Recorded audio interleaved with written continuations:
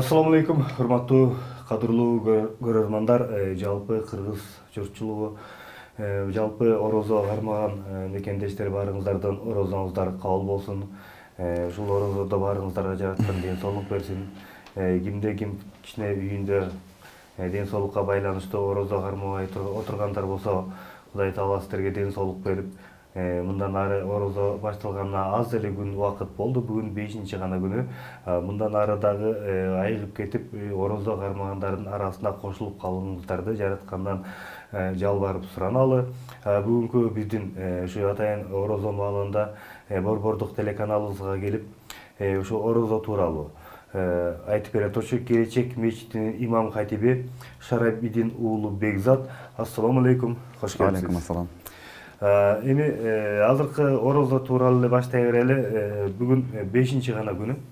1-чи, 2-чи, 3-чү күндөрү жаздын күнү болгондугуна көпчүлүгүнүн жазгандарын байкасак, эмнегедир кичине кыйналыңкы болуп аткандай дейт да. Бирок убакыт кыска, ачык эле болбойсуң.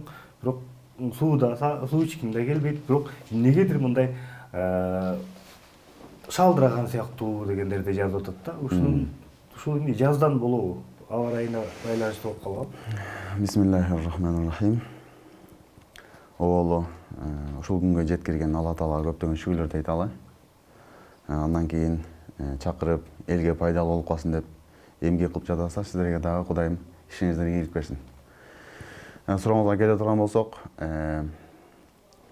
негизи ошо орозо кармаган адам, же болбосо кармайм деген адам орозонун астында бир аз баягы машыгып, денесин көндүрүп, орозо айынан 1 ай мурда саналуу күндөрдө орозо кармап денесин көндүргөн жакшы. Негизи ушу пайгамбарыбыздын сүннөтүндө 1-чи күнү, анан 4-чү күндөрү орозо кармаган да пайгамбарыбыз.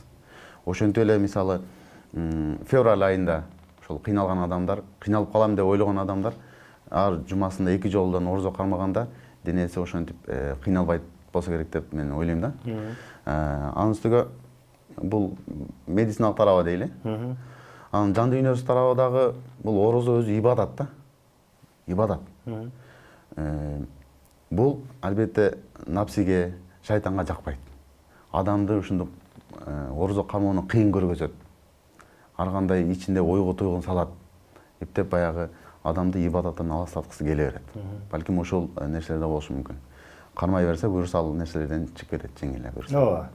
Балким ошо чындыгында айткандай ошо балким жаздын илебиде болуп аткандыр, Балким. Ал жагынан дагы. Эми сизге бүгүнкү бериле турчу суроо ошо орозо маалында Куран окуу боюнча да. Ошо Куран окуганда эртең менен ооз бекиткенде окуш керекпи деп жазып атышат.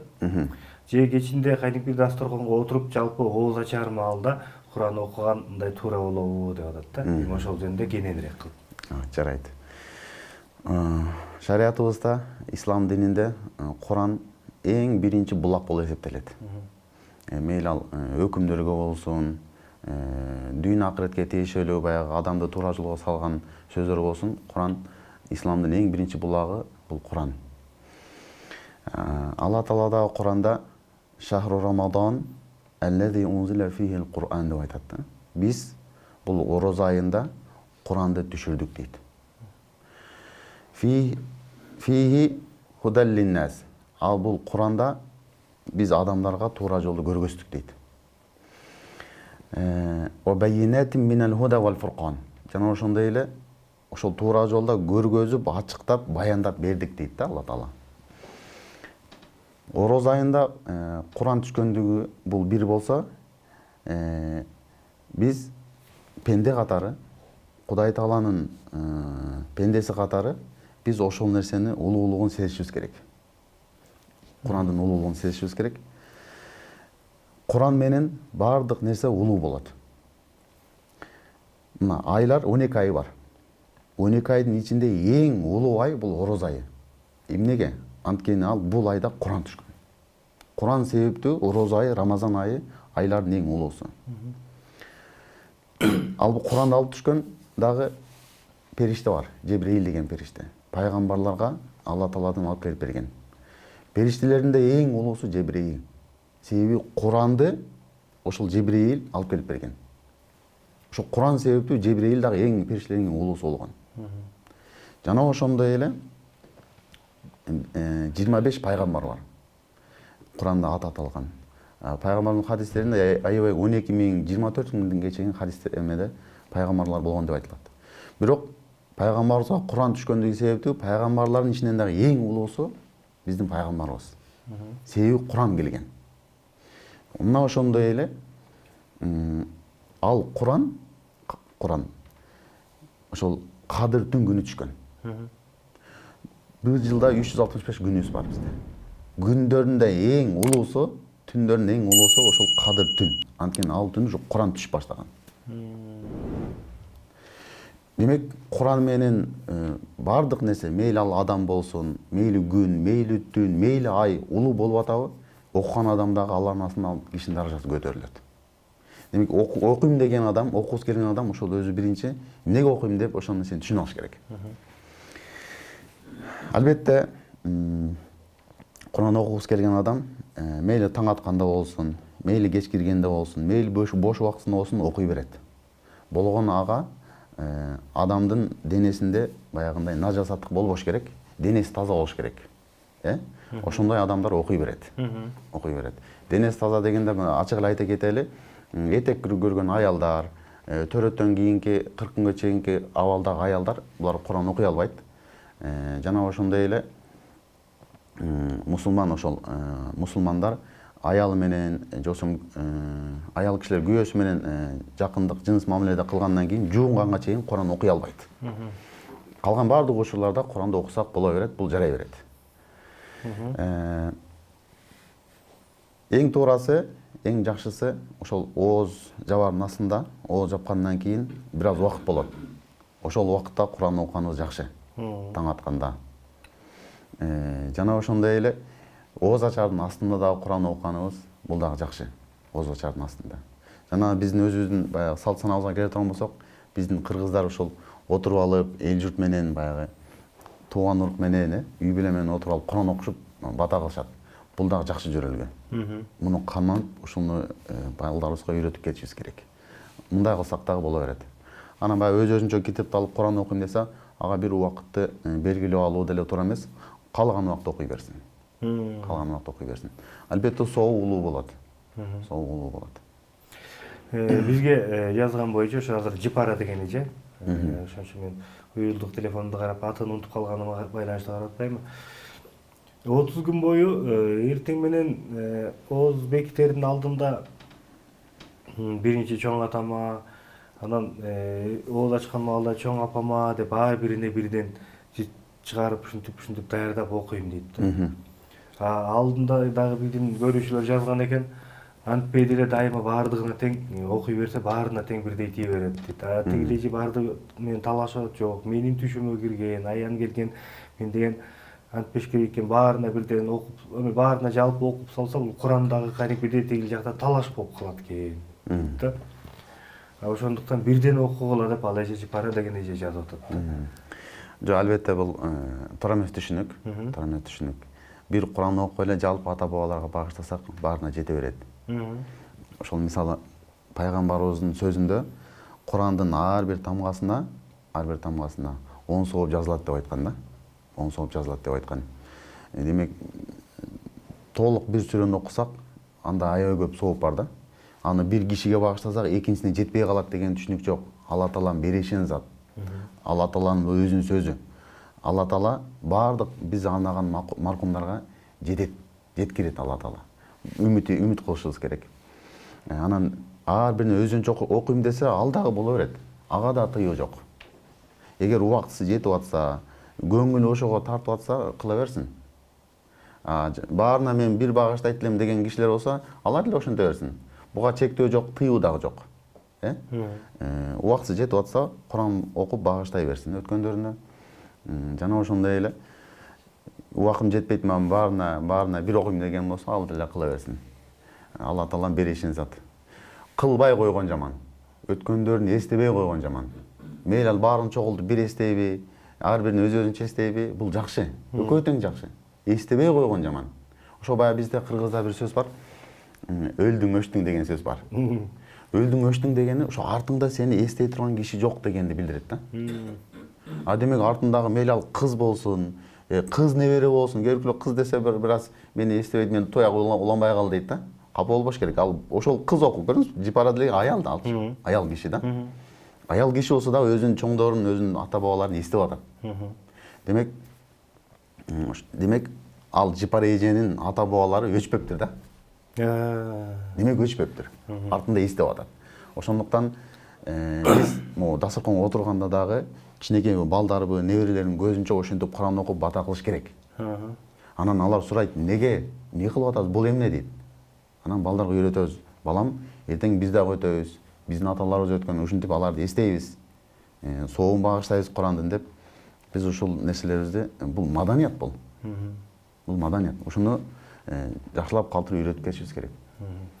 Урматтуу жалпы көрүүчүлөр, бүгүнкү Борбордук телеканалыбызда Келечек мечитинин имам хатиби Шарабидин уулу Бекзат мырза Куран жөнүндө кеңирээк түшүндүрүп берип атат. Мүмкүнчүлүк болсо дагы өзүңүздөрдүн оюңуздарды бизде YouTube, Facebook, Instagram баракчалары аркылуу, андан сырткары ушу Борбордук телеканалы аркылуу дагы көрөсүздөр. Ошол жака болгон өзүңүздөрдүн дагы оюңуздарды жазып койсоңуздар болот. Жипара айым, сиз менимче бул жөнүндө дагы угуп көрсөңүздөр, сизден дагы бирөө болчу.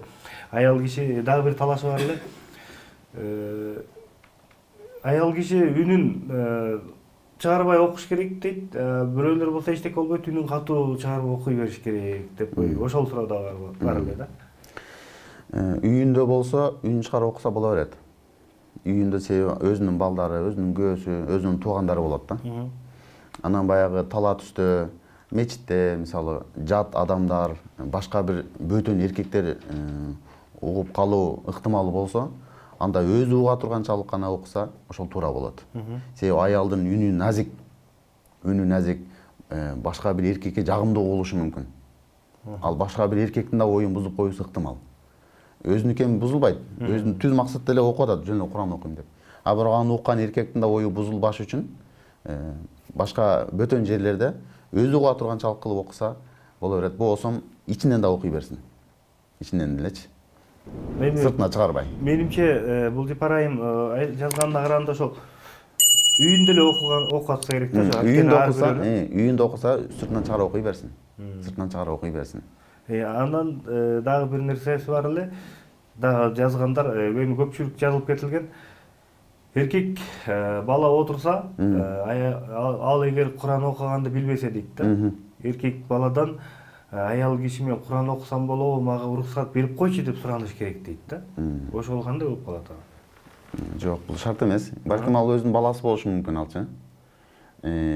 Балким бир жакын тууганынын баласы болушу мүмкүн. Алардан уруксат суралбайт албетте. Эгер улуу аксакал кишилер отурган болсо, алардын көзүнчө Куран окуган деле өзү адепсиздик. Эркектер турган жерде аялдар Куран окубайт. Себеби баары бир эркек бул эркек. Мисалы бизде баягы жамандыктарды көрүп калабыз го, Куранда жалаң эркектер окуйт. Болсо ичинде аялдар деле Куран окуй алат. Бирок эркектер турган жерде аялдар өздөрүнүн адебин сактап, тартып турушат өздөрүн. Бул деле өзү бир кыргыздын маданиятына сиңген бир өзүнчө бир туура түшүнүк. Эгер өзүнүн балдары болсо, жакын тууган кичинекей балдар болсо, алардан уруксат суралбайт. Күйөөсү болсо деле Куранын окуй берсин. Анткени Куран окуган үчүн өзү сооп алып атат. Керек болсо ошол өткөн ата бабаларына багыштап атпайбы? Ата бабасына багыштаса ал өзүнчө сооп. Куран окуган үчүн ошол аялга дагы өзүнчө сооп. Ошол ата бабасына багыштап койсо өзүнө калбай калды деген түшүнүктөр адамдар болушу мүмкүн да. Андай болбойт. Бул жакта мынакей чын эле талаштан тактык жаралат деген, бул мен деле муну чындыгында кечиресиз, бирок билчү эмесмин да. Эркек кишиден аял киши уруксат турап анан Куран окуш керек деген баягы бизден жазуулар да, биздин сайттар аркылуу келген жазуулар. Мен деле ошолордон алып окуп, ушулар кимдики туура болду экен, ошо бизде имамдар келсе, алымдар ошо келсе, анан ошолордон тактап көрөлү деп мен да жазып койгом, ал жагыначы. Анан мына биздин көрүүчүлөр айымдар чындыгында туура эле айтат. Бекзат мырза туура айтат. Чоң аксакалдар отурган убакта көпчүлүктөн алдыга чыгып кетпей, биринчи эле сураш керек экен да, араңарда Кур'ан окугандар барбы деп. Ооба. Анан эч ким жок десе, Бул баягы өткөндөргө Кур'ан окуп соом багыштайм деген учурда гана да. Анан баягы жөн үйүндө Кур'ан окуйм деп атса, анда өзү окуй берет. Өзү үчүнчү. Анан баягы Кур'ан окуп соом багыштоо учурлар бар эмеспи биздечи? Кур'ан окут. Ошол учурларда эркектер окуйт. Ошол туура. жанакы эртең менен ошол эле жипара жедик. Эртең менен жетинан, кечинде жетинан май токоч кылабы, анда жети борсоп кылабы түшүнгөн жокмун. Ошондойдон кандай жасаш керек дейт да. Кандай жасаш керек? Жетиден кылып май токоч кылабы же жетинан кылабы? Жетинан кыскасы ушундай дейт да. Ошондойдун жасаган эле туура болот. Мен дайыма жетиден гана жасайм дейт да. Анан ошол жагыгычы ошону эле толуктап басалы. Эгер жетиден ашып кетсе, кемип калса. Кыргыздын өзү ушундай эме салт дей албайбыз, бирок мындай туура түшүнүктөрүнөн айланса болот да. Муну баягы жыт чыгаруу деп көп жерде айтып жүрүшөт. Жыт чыгаруу деген ошол тамактын жыты, баягындай бир жакшылыктын жыты дегендей бир кабыл алсак да болот. Кыргыздар өзү илгертеден душманына дагы баягы таш менен урса, аш менен ур дегенде ошо кыргыздар кылып келген да. Бул ошол жыт чыгаруу дегени баягы май токоч. Май токочту бышырып, анан кошуналарга бир аз ушундай май токоч жей албаган муктаждарга таратып берет. Жетөөдөн көп болсо деле болор, ага чектөө жок. Бул ошол жеген адам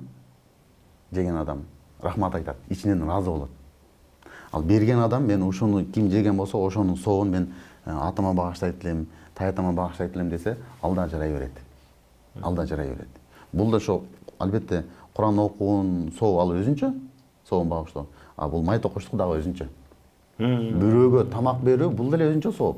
Анда эле соопторун ошол өткөндөргө багыштап койсок жарай берет, боло берет. Ал деле өзү негизи максаты, өзү философиясы өзү ошол. Жыт чыгаруунун, башка бирөөгө май токоч берүүнүн максаты ошол анын жегендеги пайда болгон соопторду дагы багыштоо өзү. Адамдар ошону туура түшүнүш керек да. Эмне үчүн жыт чыгарып атам, эмне үчүн мен баягы май токоч бышырып атам дейт. Ошону кимге берсеңиз, алган адам ыраазы болот. Ичинен ыраазы болот, жылыйт. Ошол нерсени дагы биз өткөндөргө багыштадым деп койсок жарай берет.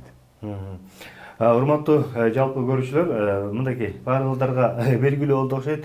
Көбүнчөсү жипара айым айткандай жетиден ашыктан жасай берсе болот экен. Ашыра берсе. Мүмкүнчүлүккө жараша. Кем болсо деле эч нерсе болбойт. Жети май токоч. Кемисе деле эч нерсе болбойт. Мүмкүнчүлүккө жараша. Ал жагынан эч кандай чектөө жок экен. Көп эле жасай берсеңиз болот экен, кененирээк кылып. Ошол эле май токочко эртең менен анан кечинде окуй берсе болобу же кечинде кайра жасаш керекпи? Жок, боло берет. Сөзсүз муну күн сайын жасаш керек деп да түшүнбөш керек. Айтып атпаймынбы, мүмкүнчүлүккө жараша. Пайгамбарыбыз мынтип айтат, саллаллаху алейхи вассалам. Силер ошол жарым курмачалык болсо дагы садака берип калгыла дейт да. Садака берип. Бул өзү жыт чыгаруу, жосо май токоч бышырып таратуу, бул эле садаканын бир түрү. Чектөө жок. Мынакей ошолордун арасында дагы ошо Бекзат деген сиздин атыңызга окшош экен да. Ал жигиттин жазганы бар экен. Менин түшүмө кирип атат, намаз оку деген. Түшкө киргендердики шайтан деп айтылат экен молдолордун арасында дейт да.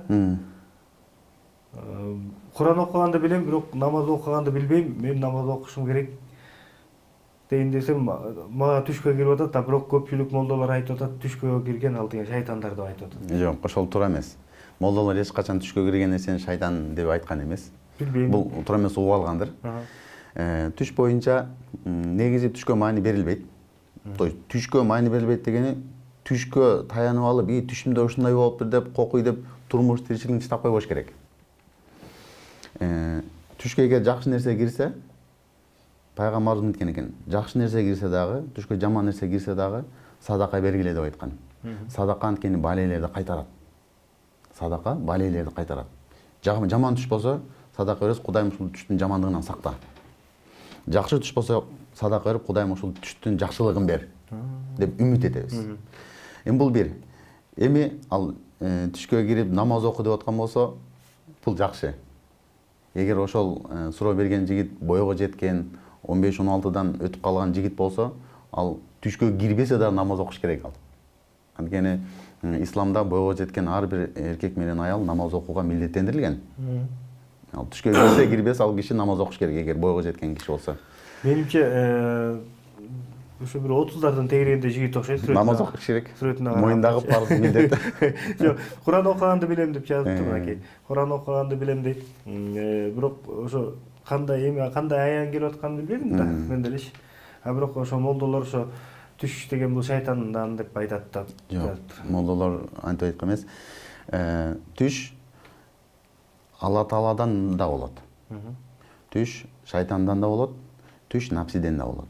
Караңыз. Жакшы түштөр, чындыгында жакшы түштөр бар. Адамды жакшылыкка багыштайт, жашоого үмүт берген түштөр бар. Анан шайтандан дегенибиз адамды кыжалат кылып, адамды ойлонтуруп, жашоодон үмүтүн үздүргөн түштөр болот. Анан баягы напсиден деп коебуз, адам күндө эмне менен алектенсе, эмнени көп сүйлөсө, эмнени көп ойлосо, түшүндө да ушул нерсеси боло берет. Бул жакшы түштөр эмес. Катардагы эле түштөр Аллага маани бербеш керек. Болгону ошол мейли түш көрдү, бир аз болсо дагы 5 сом, 10 сом колунан келишинче садака берип коюп, Кудайым ушул түштүн жамандыгынан сакта, жакшы болсо жакшысын бер деп үмүт кылабыз. Урматтуу көрүүчүлөр, жакшы эле түш болсун, бардыгына тең. Бирок жакшы жаман түштү кандай болбосун садака бергенге үйрөнүшүбүз керек экен. Сизге атайын ушул убактыңызды бөлүп, биздин көрүүчүлөргө ушул Куран тууралуу кененирээк түшүндүрүп айтып бердиңиз. Кармаган орозоңуз кабыл болсун. Жалпы орозо кармаган биздин мекендештерибиз баарыңыздардын орозоңуздар кабыл болсун. Башында айткандай баарыңыздарга дагы да болсо ден соолук каалайбыз. Борбордук телеканал ар дайым сиздер менен биргеликте. Кийинки берүүбүздө дагы ушул эле Келечек мечитинин имам хатиби Бекзат мырзанын дагы бир берүүсүнө күбө болосуздар. Кайра көрүшкөнгө чейин аман болуңуздар.